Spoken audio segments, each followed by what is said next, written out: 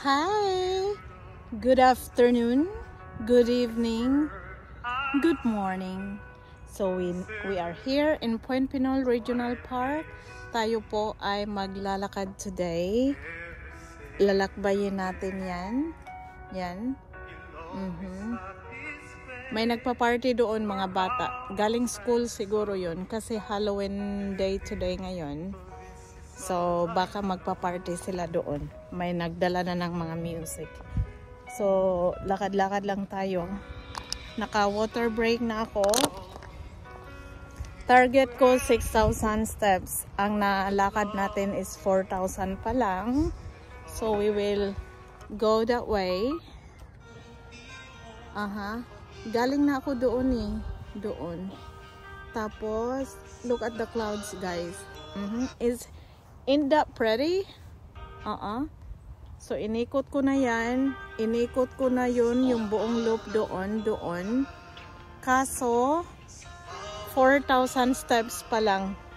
Ang goal ko today 6,000 steps. So lalakbayin natin yung bridge para maka 6,000 steps tayo. Since malayo pa ang oras ng pick up time. Today is Halloween day here. So susunduin ko ang mga bata ng maaga. Kasi i-carve pa ni Thea at ni Frey yung maliliit na pumpkins nila. Tig-isa silang pumpkins. Medyo malaki yung kay Thea. Tapos mag trick or treat si Thea with her friends and classmates. Si Frey, kami na lang ni Daddy ang sasama sa kanya around the neighborhood. Si Thea, pupunta sila ng ibang city.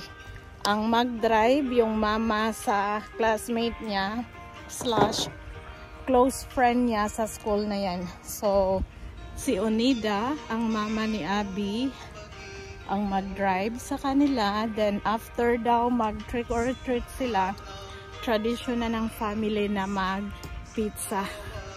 So makalibre si Thea ng dinner sa kanila mamaya. There, look at that view, guys. Isn't that pretty? Very pretty. That's all. Let's keep walking.